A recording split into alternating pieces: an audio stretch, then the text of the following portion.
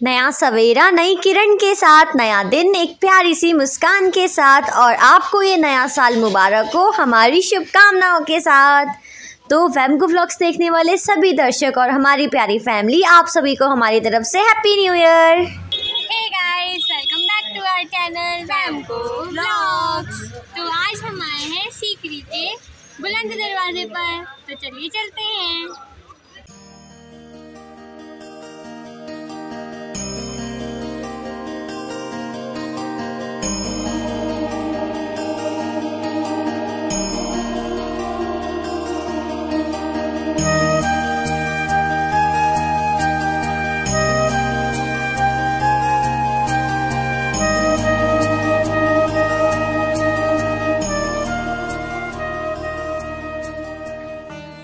आज हम आए हैं बुलंद दरवाजे पर, जो कि सीकरी में है। और ये बुलंद दरवाज़ा अकबर ने अपनी गुजरात विजय के प्रतीक के रूप में बनवाया था। और यहाँ पर ही है इस्लाम के सूफी संत सलीम चिश्ती जी की दरगाह भी। तो चलिए आपको हम आज सारा बुलंद दरवाज़ा का सारा एरिया दिखाते हैं। यहाँ पर चढ़ने के लिए हमें लगभग 42 सीढ़ियाँ चढ़नी होती है। और इस 42 सीढ़ियों के ऊपर एक चबूतरा नुमा स्थान है, जिसके ऊपर 40 मीटर ऊंची ये बुलंद दरवाज़ा बनी हुई है। और ये बुलंद दरवाज़ा बलुआ पत्थर यानी कि रेड सैंडस्टोन से मिलकर बनाया गया है, और इसे काले और सफ़ेद संगमरमर और पत्थरों से सजाया गया है।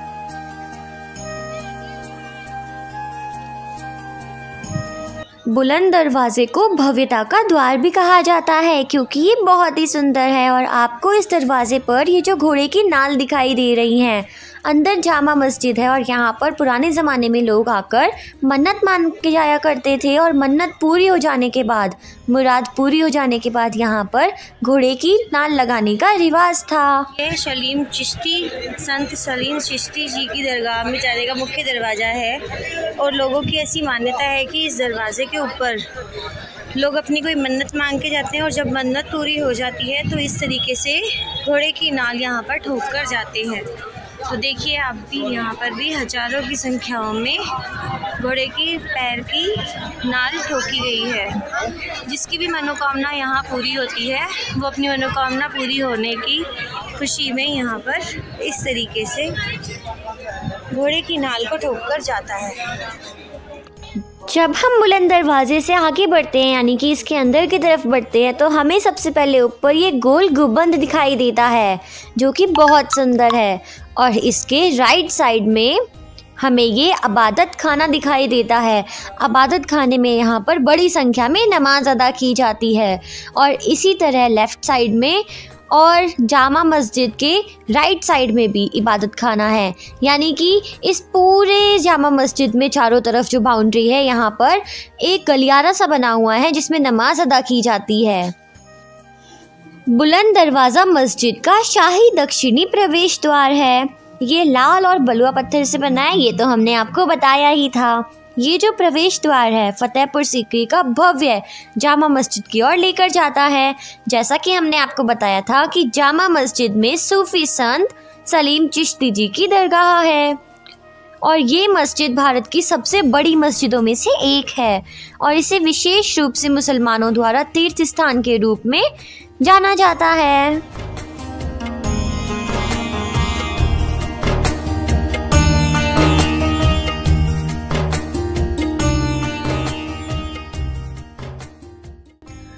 और अब हम आ गए हैं इस विशेष जगह पर। यहाँ पर सलीम चिश्ती जी की और उनके परिवारजनों की, उनके मित्रों की और जान पहचान वालों की कब्रें हैं।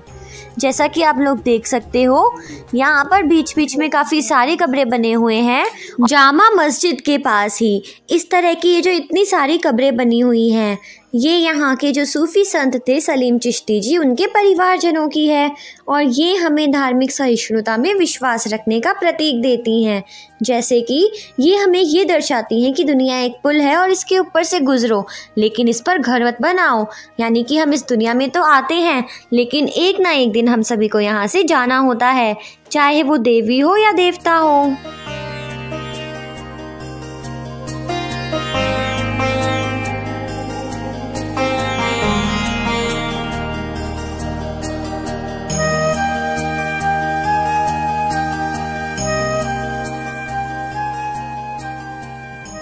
अब इन सारी कब्रों से होते हुए हम आपको यहाँ की सबसे इंटरेस्टिंग और इतिहास की सबसे अलग कहानी के पास लेकर जाते हैं।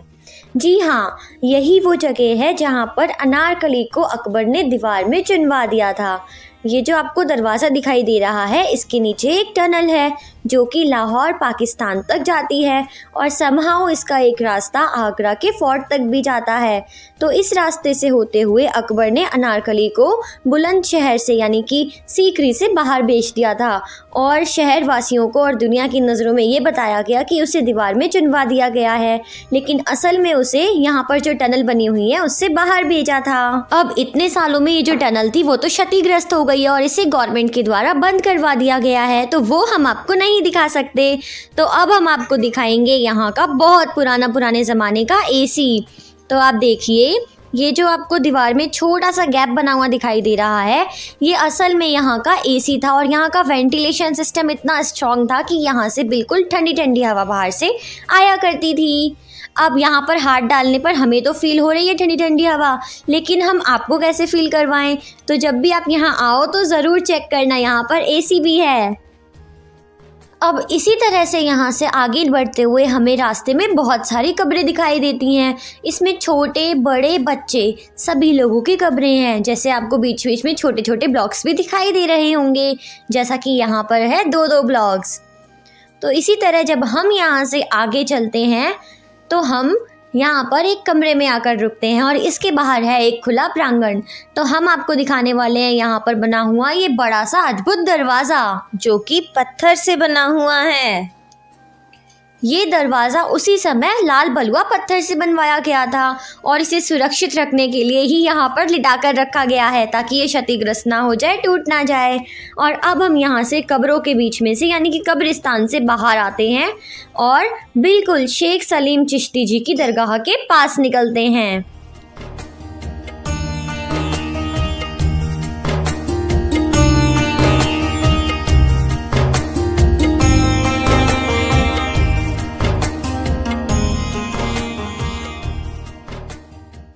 यहाँ से निकलते हुए अब हम पहुँच चुके हैं शेख सलीम चिश्ती की दरगाह पर।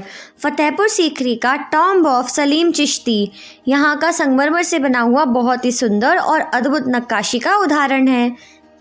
जैसे आगरा में यमुना के किनारे बने सफ़ेद पत्थर के ताजमहल का दुनिया में और कोई सानी नहीं है, वैसे ही वहाँ से 35 किलोमीटर की दूरी पर स्थित फतेहपुर सीकरी में मौजूद सलीम चिश्ती की संगमरमर से आवृत दरगाह की भी कोई दूसरी मिसाल नहीं है।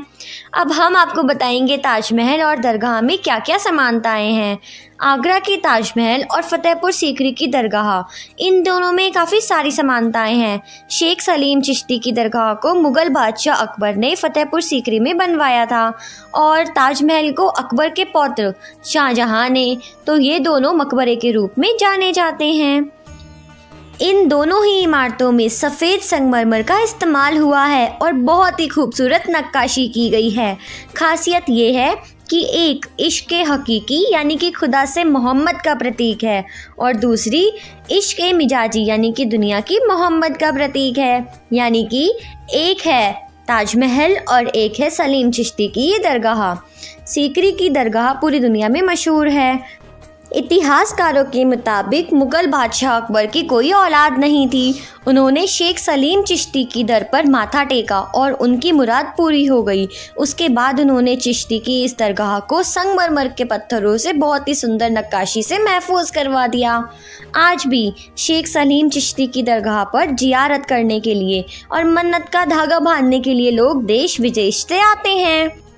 दरगाह के मुख्य समाधि के चारों ओर संगमरमर की जाली है जिस पर बारीक नक्काशी का काम है और यहाँ की दीवारों पर कुरान की आयतें भी लिखी हुई है और यहाँ पर काफ़ी सारी फिल्मों की शूटिंग भी हो चुकी है।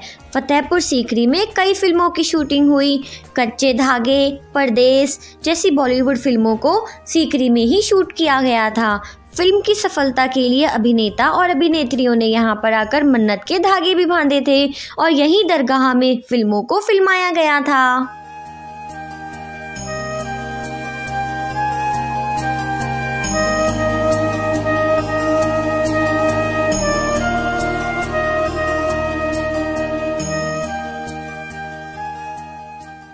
इतने सुंदर सुंदर गलियारे और इतनी सुंदर दीवारों के बाद यहाँ पर इतना छोटा और इतना अजीब दरवाज़ा क्यों लगाया गया, तो इसके पीछे भी एक बहुत ही मज़ेदार किस्सा है।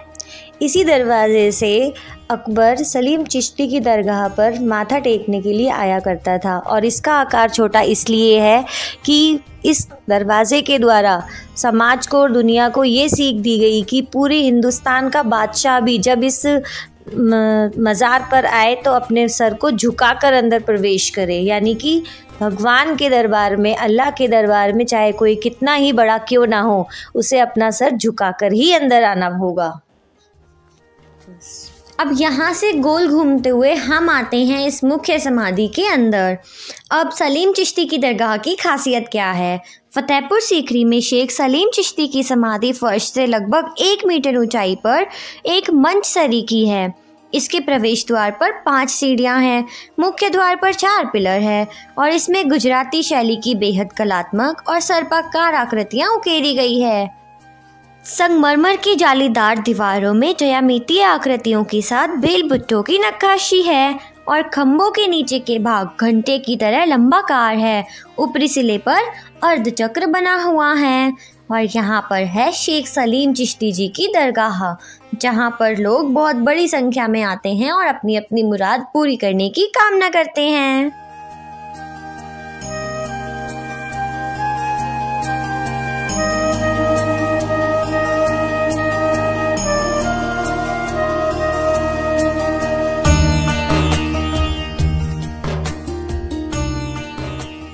तो इस तरह हम यहाँ से बाहर आते हैं और आज हमने देखा बुलंद दरवाज़ा, नमाज अदा करने वाला इबादत खाना और शेख सलीम चिश्ती जी की दरगाह।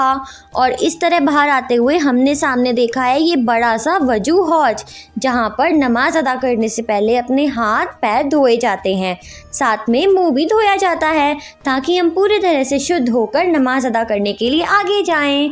तो अगर आपको ये वीडियो अच्छी लगी तो जल्दी से वीडियो को लाइक कर दो, शेयर कर दो और साथ में कमेंट भी कर देना। तो मिलते हैं नेक्स्ट वीडियो में। Till then bye, thanks for watching.